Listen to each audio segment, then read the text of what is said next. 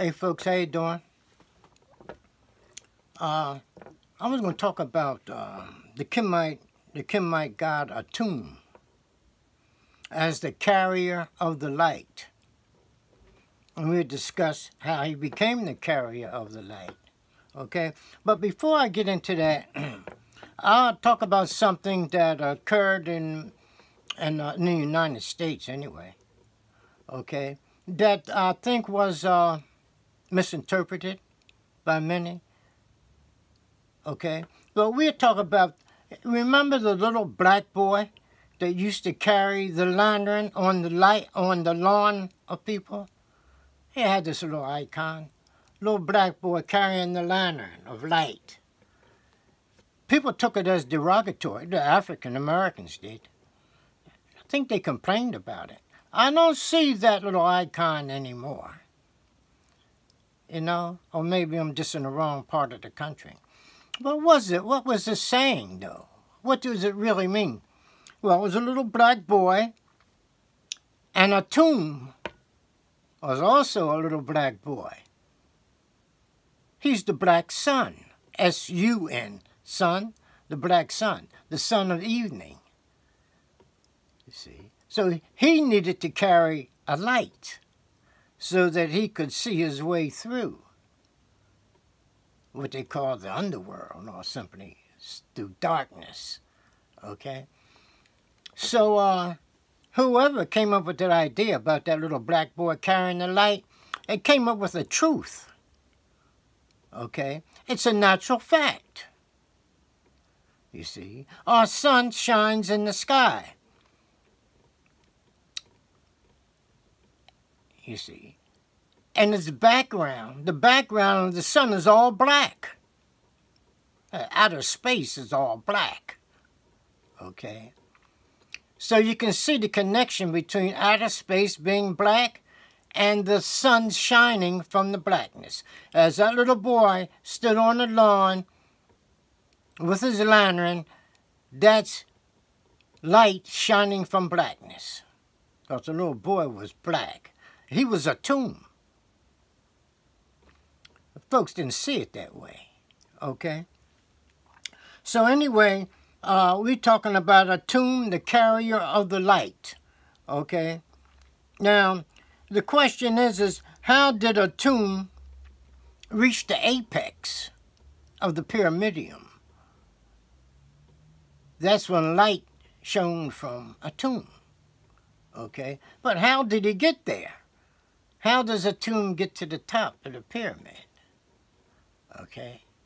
Oh, at the top of the pyramidium was black. It was a black stone. Okay? So anyway, again, how did Atum get there? Well, there is a god called Shu. And his other half, we can say, is Anher, or Anher. Some spelled A-N-H-E-R, Anher. Well, the An in Anher has to do with completion, completing the circle, okay? The circle of breath, okay? We breathe in, we breathe out. When we breathe out, we're completing the circle, okay? So we see now that Atum reached the top of the pyramid. Well, it had something to do with breathing. We're talking about the human being, okay? So it has something to do with breathing. And there is Shu, okay? But we'll say, well, Shu was the in-breath, and Anher, which is a part of Shu, is the out-breath, okay? Now, Shu wore a feather sometime. It was black and white, okay? The black is, we say, knowledge, the female, etc. That's the Shu aspect, the in-breath. It's feminine, okay?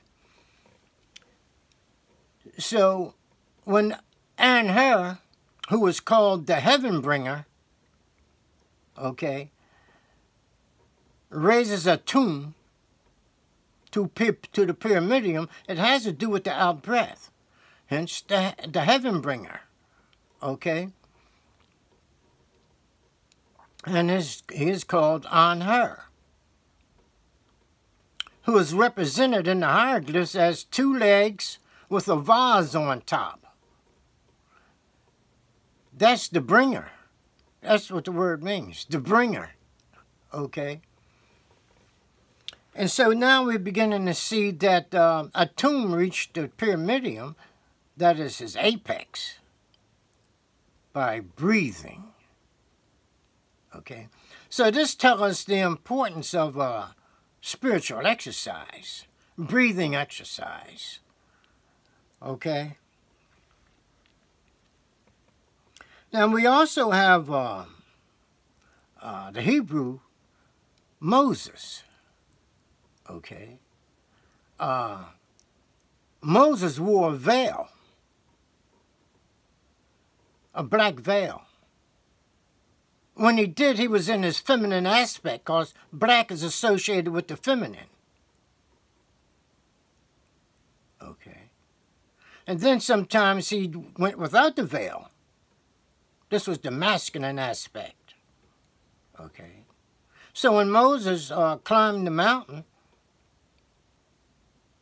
okay, to see the Lord or to talk to the Lord, he would take his mask, his veil off or on.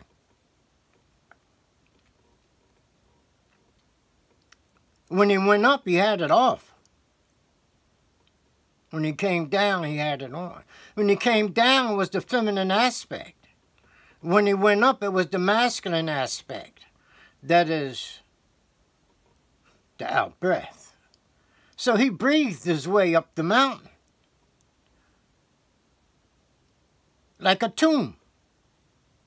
He was breathed up the mountain. He simply reclined to let the gods lift him up. That is, Shu and her, to take him up to the top of the mountain. So did Moses. Okay. So we see something about the light shining out of darkness. The in-breath is like darkness. It's feminine.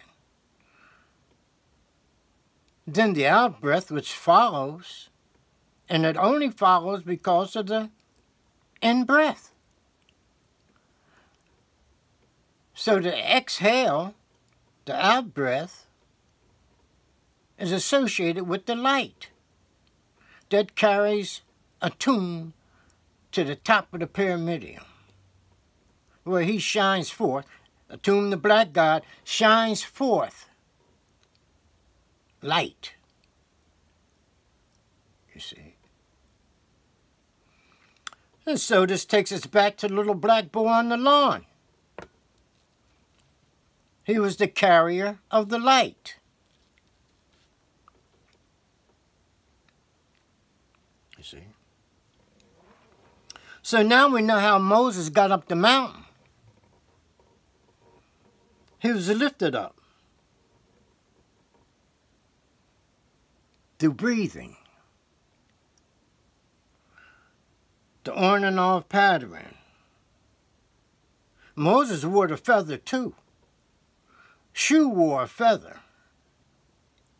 He was a solar god, Shu, and he wore the feather, which was black and white. In-breath, out-breath. Not only that, the feather indicates that Shu was androgynous. He was both male and female. See? The same thing with Moses. Moses, too, was both male and female. Okay? The feather tells us this.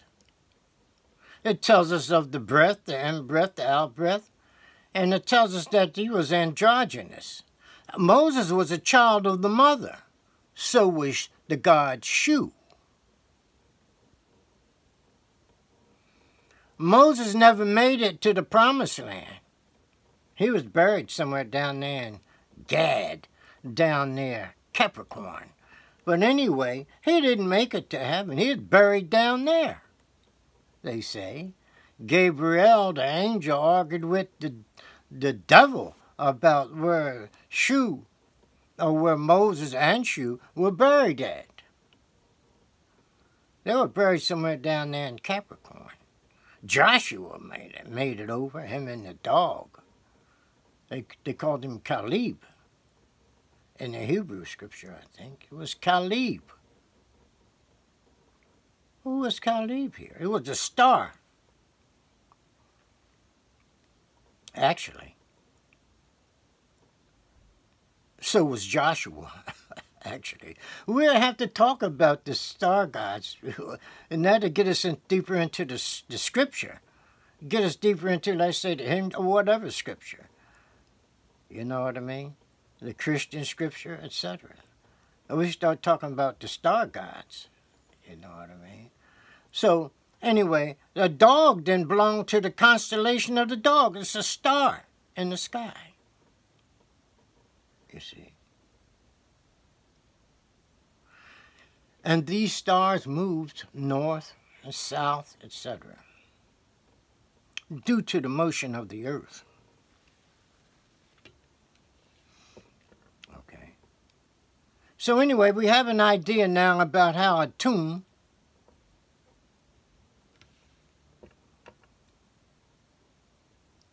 rose to the apex of the pyramidion, where he's shown forth as Atum Ra, where Ra means the light.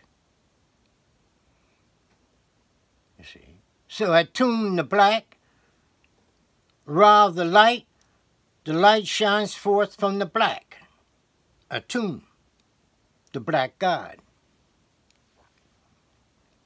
He's a sun god too, but he's the god of evening. Okay? And he dips down beneath the earth in the darkness of the underworld, they call it. That's when sun goes down. There's more to the story, you know. But that's the way it's laid out in the mythology. Okay? He's the solar god, but he's the black child. And in our times, he's seen him carrying the lantern across the folks' lawn.